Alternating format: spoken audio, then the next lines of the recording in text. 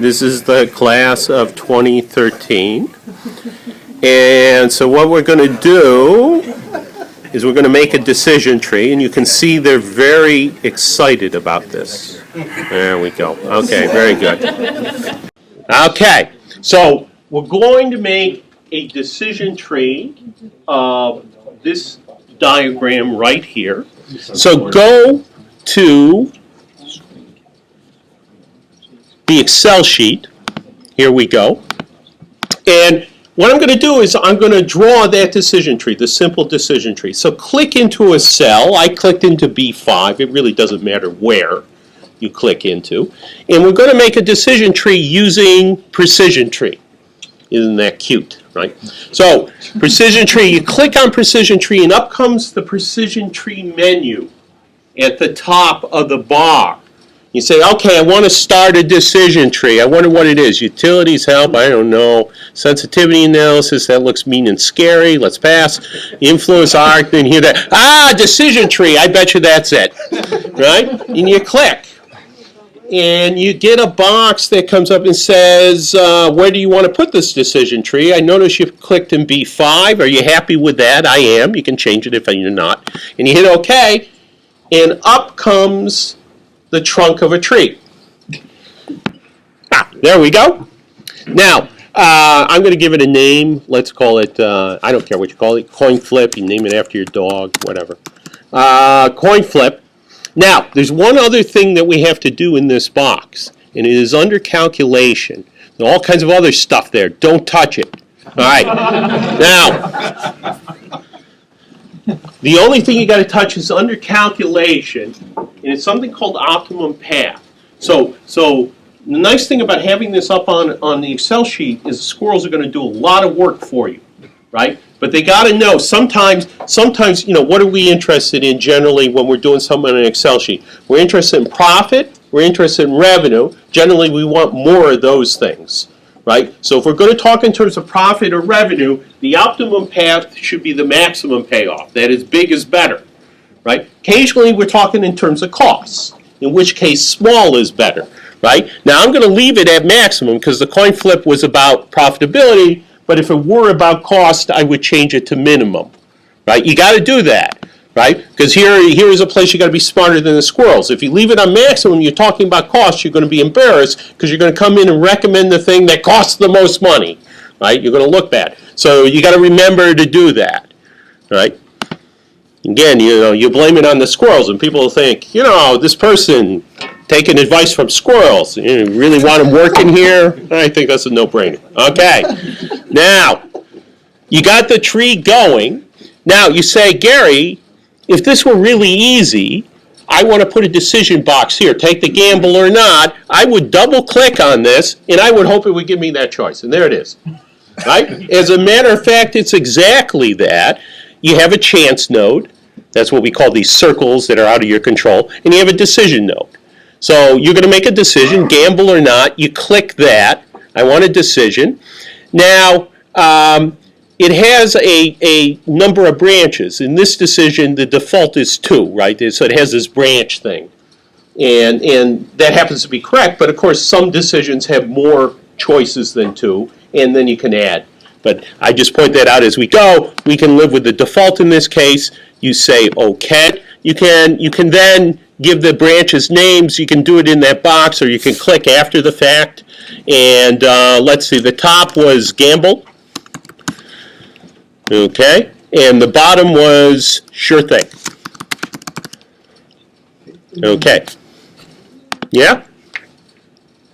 And you can neaten it up as you go along. Now, you say, what is all this stuff, this true, false, this decision stuff? And the answer is, don't worry about that for the moment. Let's just get the rest of it going. You'll see what it is. All right, now, as a matter of fact, the sure thing is pretty much done, right?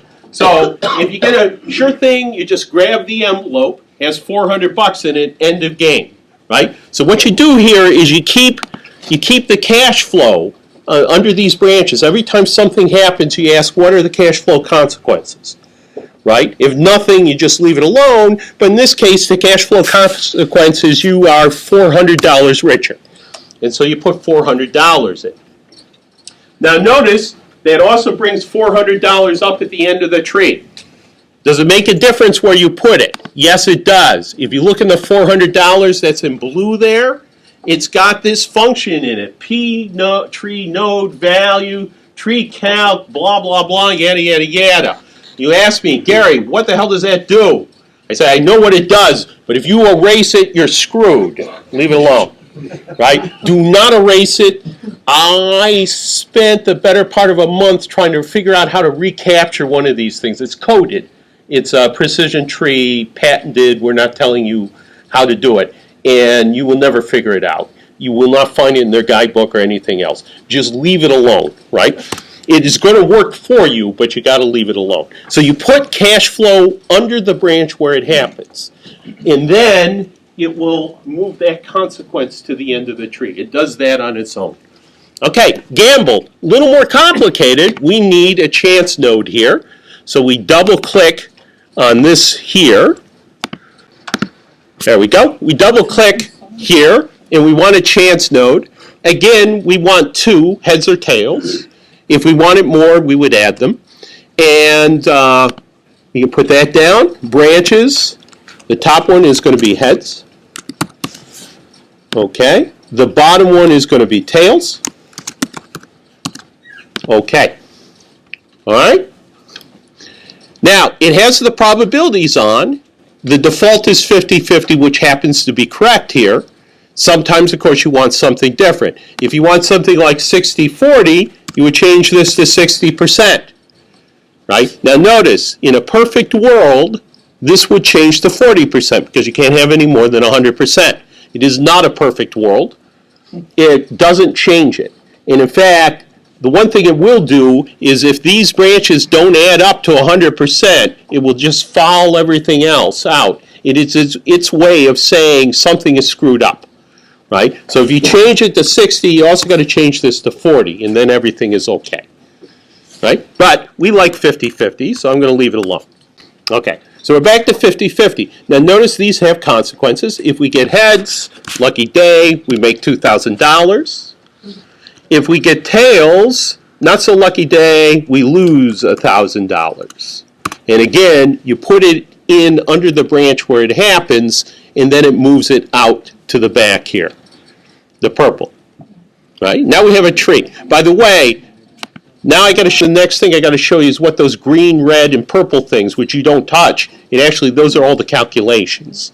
Right? It's doing it for you. With the purple ones here, the 2,000 minus 1,000, they're just moving it out. Notice, for example, suppose I charged you money for this gamble, right? I say we can do this heads or tails, but I'm going to charge you $100 to do it. So if you chose to gamble, you would lose $100, and I would put it right there at the point that you made the choice. Now look at what happens to the tree, right? This goes to 1,900. This goes to minus 1,100. What these purple things do is they're just adding up the cash flow all the way back to the base of the tree. That's all they do. So if the box falls out, good luck getting it back. But in terms of what it actually performs, that's it. It's just adding up the cash flow that got you to that point in the tree. Right? That's all that does. All right? What about this? What is this number here? What's the red number? That's the expected value from the gamble. In fact, you can change the name if you want. The thing not to touch is the number. Again, it's this P node value thing, right? You don't want to touch that. You'll never recover it if you wipe it out, right? I get very sad emails. Gary, I worked on this for an hour and a half, then I erased one of these boxes. What do I do? And I write back, start over. That's all you can do. Sorry. So you just don't want to do it. It's not hard not to erase it, actually, as long as you're conscious of it. So that's the expected value of the gamble. So the squirrels will calculate the expected value for you automatically. Then you go back. What is this green? Notice it also is 500. That's under your decision. That's related to this true or false thing here. So the squirrel said, you told me you like more money in this case than less because it's profit. not cost. And so I'm going to calculate the way through the tree that has the highest expected value. 500 bigger than 400, right? And therefore, the right way is to take the gamble. It is true. That's what it true, false. I mean, they're not great labels, right? But the right way through the tree, if you want to maximize expected value, is to take the gamble. It has a value of 500. This has a value of only 400. Now, of course, if I had offered you $600, true would be down below, and the expected value of the whole thing would be 600. Yeah?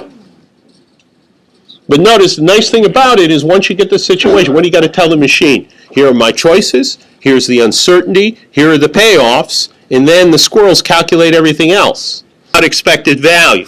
It won't always be about expected value, right? As we said, it's, in a repeated game, for example, pretty unambiguously, if you repeat it enough, it often is about expected value. But there are many circumstances where that might not be the right answer. Still, these diagrams will be useful.